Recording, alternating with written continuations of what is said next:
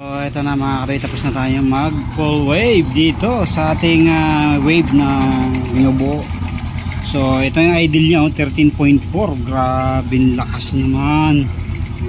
Pag nirib natin 14.9. So yun na mga kadoy, okay na okay. Ang ganda ng tunog ng makina.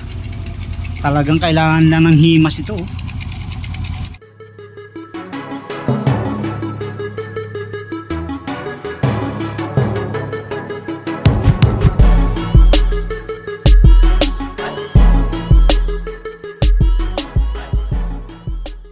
Yo, what's up mga kadoy? Ayan, welcome back din sa ating YouTube channel. Kamusta po kayo? At ito na, na-set up na natin yung ating makina.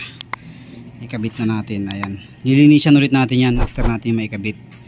So magsiset up na tayo ng ating stator at saka rectifier. So pinulwave na natin to mga kadoy. So yan ang ginawa natin. Kinabit na natin, kinunik na natin yung mga wire nya. Ito yung pulser. Ayan, pulser blue. Tapos itong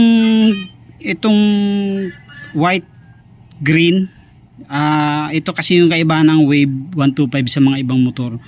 So ito tatlo dapat, green, white saka yellow, di ba? So sa wave 125 ang yellow at saka white magkasama na, and then itong green ay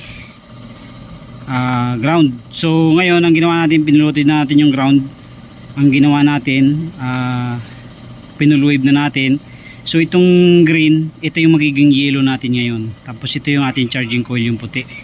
So naglagay ako ng socket na bago. Ayan, ito yung socket niyang luma, tinanggal na natin. Tapos naglagay na lang ako ng bagong socket para hindi na mag-splice. Ayan, inayos natin. So diretso dito sa kabila. Ayan, ito yun, dalawa. Ito yung kukunik natin dito sa bagong rectifier. So mamaya i-explain na lang natin mamaya pagkatapos para mas mabilis. Okay, so ito yung stock rectifier niya mga kadoy. Ito stock pa to. Ayan. So ito yung ating mga wires. Ayan.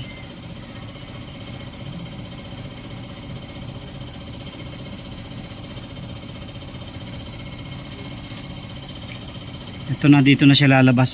So yung papasok niya dalawa lang, dalawa lang. Itong yellow at saka itong green at saka yung white. Tapos ang labas niya ay yellow at saka red. Ito yung charging natin, tapos ito yung light. Ayan. Ito yung papasok, ito yung palabas. So ngayon i-kukunik na natin dito. Itong white mawawala na to at saka itong green. Kukunik pa rin pala natin itong green kasi itong green ground to eh. So yellow at saka red. So kukunik na natin.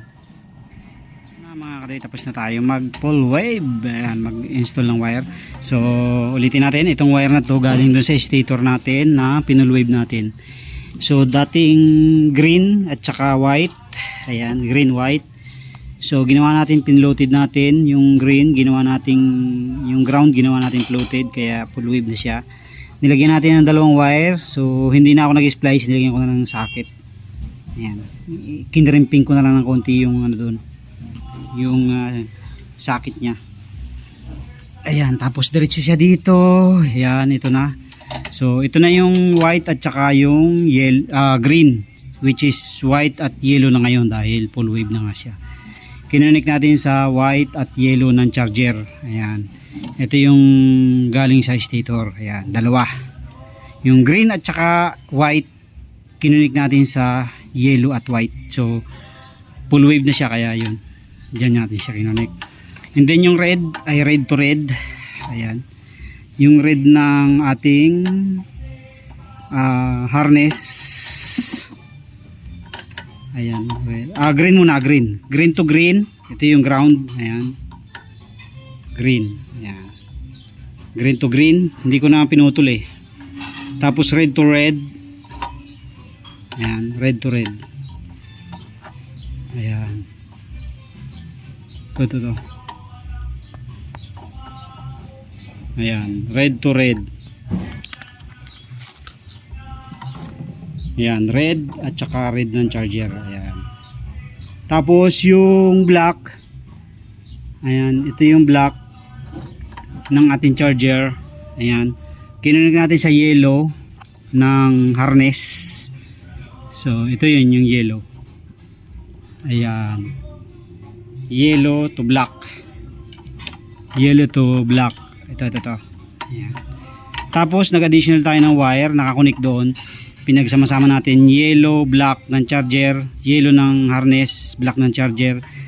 Pinagsama natin yon, plus nilagyan natin ng wire. Nilagay naman natin sa positive o accessory wire ng ating motor. Ayan, ito yung supply ng ating signal light. Ito pula, ano yan, itim, sa Honda itim. So full wave na yan. Ayan, so yan lang yung connection natin. Iayos natin tapos papaandarin na natin. Okay, so ito na mga kadoy, tapos na tayo mag full wave dito sa ating wave na binubuo. So ito yung idle nya, 13.4. Grabe lakas naman. Pag nirev natin 14.9.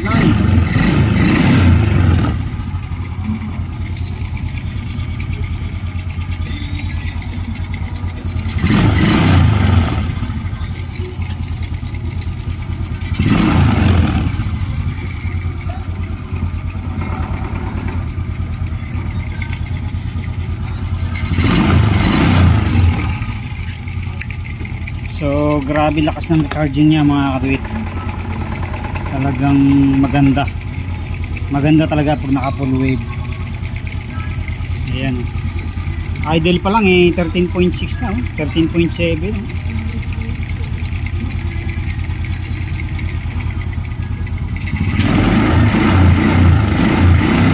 Kikinsi pa mga kaduit.